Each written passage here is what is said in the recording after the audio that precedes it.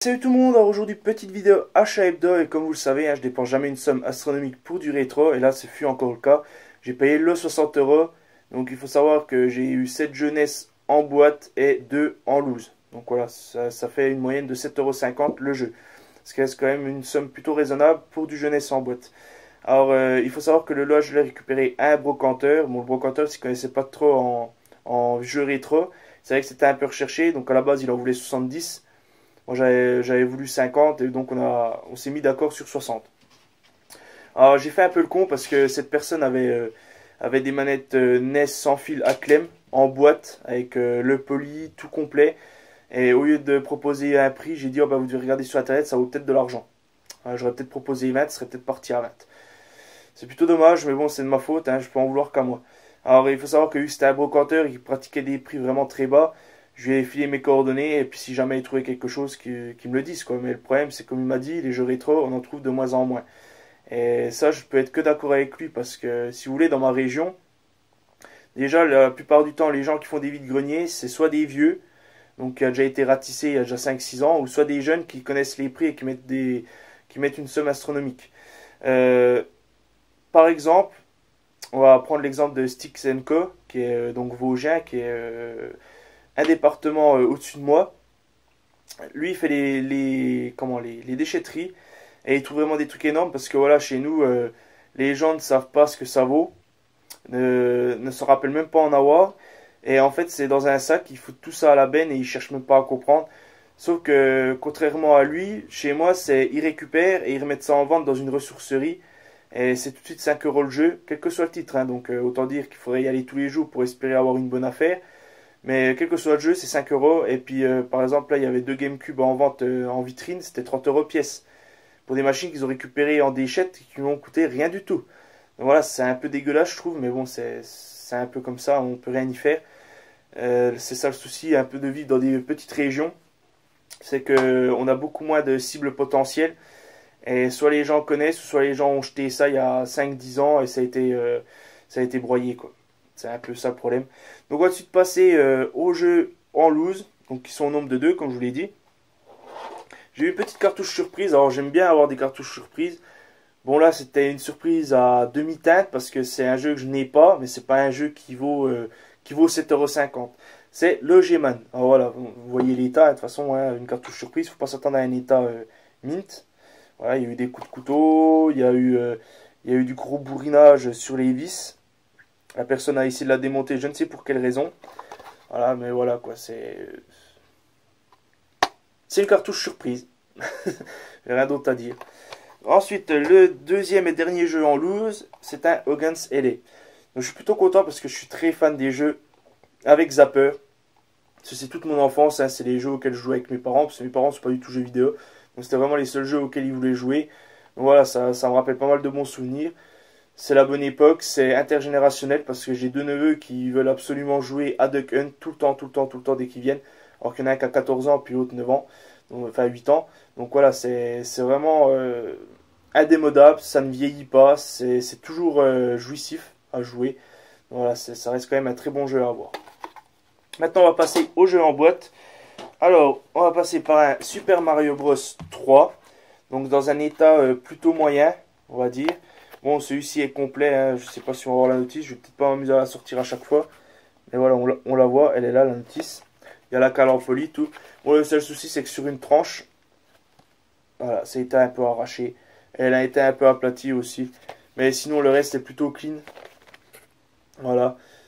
Voilà, un jeu NES en boîte, il ne faut pas s'attendre à des états mint, à part si la personne les a conservés dans un endroit sec, bien rangé, pas empilé comme moi je fais en fait là, voilà, il faut pas faire ça.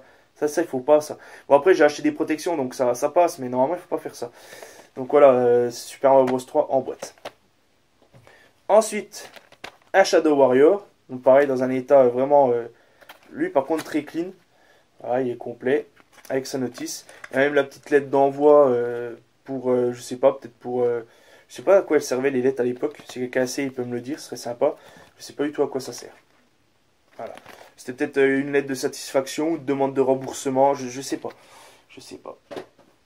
Ensuite, un Defender of the Crow, donc le défendeur de la couronne. Lui, pareil, en excellent état. Voilà. Toujours sympa hein, d'avoir des jeunesses en boîte dans cet état-là. Ça m'empêchera pas de les empiler les uns sur les autres, hein, comme un gros con, mais j'ai pas beaucoup de place, donc j'ai pas d'autre choix. Et j'attends de faire une commande de protection pour NES. Donc voilà. Donc pour l'instant, ça restera empilé. Ensuite, un NES Open. Voilà, on ne présente pas, hein, tout le monde connaît. Pareil, lui complet, il manque juste la cale en poly. Mais le jeu est là. Hein. Pareil, en plutôt bon état. Alors le seul souci, c'est qu'il y avait une étiquette anti-vol. La personne avait déjà essayé de l'enlever, mais il l'a enlevé comme un goré, donc ça fait un liseré blanc. Alors que moi, j'ai réussi à l'enlever proprement, et puis sans faire de dégâts, quoi. Donc après, bon, c'est un peu le souci.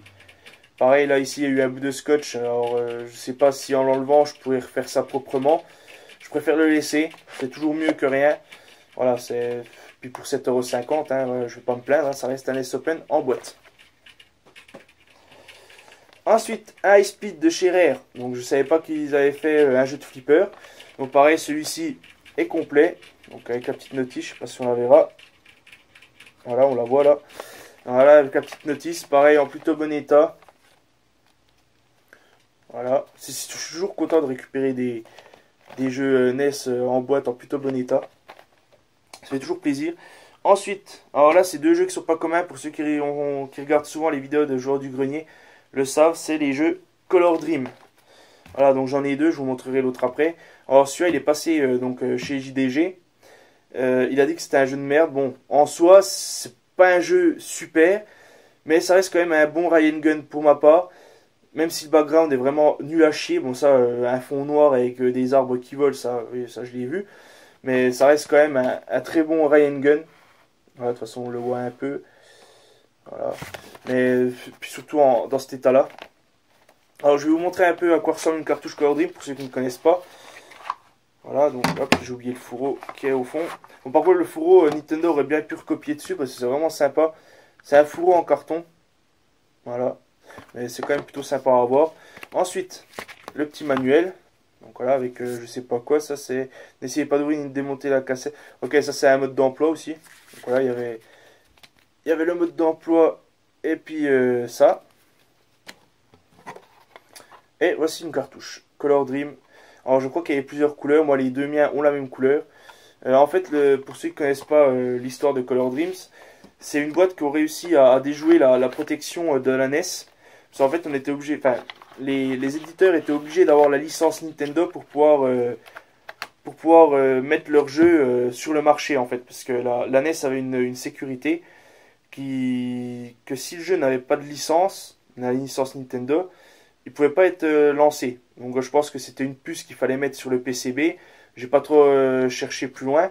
Mais voilà, et en fait, Color Dream, au même titre que Tengen, oui c'est Tengen, ont réussi à passer outre la protection.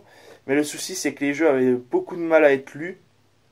Bon, après, à notre époque actuelle, un jeu NES qui se lit pas, c'est pas grave en soi, parce qu'on peut la nettoyer et tout ça. Mais à l'époque, il faut savoir que le jeu était neuf. Donc un jeu neuf qui se lance pas du premier coup, bah, c'est louche. Et forcément, c'est ce qui a fait un peu couler la boîte. Je crois qu'elle a été fermée définitivement en 95. Après, ils ont commencé à faire des jeux chrétiens. Enfin voilà, c'est parti dans un autre trip. Mais voilà, le problème, c'est que les jeux ne se lançaient pas au premier coup. Et donc, les gens n'achetaient pas parce que c'était pas fiable. Ça reste du cheap. Hein. Mais voilà, ça reste quand même de la bonne qualité au niveau de la boîte et au niveau de la notice. Voilà ce qu'on va dire. Et donc, le deuxième que j'ai eu malheureusement sans notice, c'est Captain Comic. Donc voilà, pareil, la cartouche est de même couleur. Et donc voilà, il n'y a pas la notice. Le petit fourreau, la petite cale polie, voilà. Donc en plutôt bon état aussi. Voilà. Donc bah écoutez, j'en ai fini avec les jeunesses. J'espère que cette vidéo vous aura plu. Hein. N'hésitez pas à mettre un petit like. Ou surtout les commentaires en fait. Je préfère avoir des commentaires qu'avoir des likes. Parce que je trouve que ça sert à rien. Parce que j'ai pas envie de me faire connaître sur YouTube. Hein. Je préfère partager un peu mes trouvailles que de partir à pétaouchnock à faire n'importe quoi. Donc voilà, je reste sur du rétro, je ne ferai que du rétro et ça jusqu'à la fin. De toute façon, il n'y a pas de souci à se faire là-dessus. Et bien écoutez, je vous laisse là-dessus, comme je viens de le dire, et puis ciao.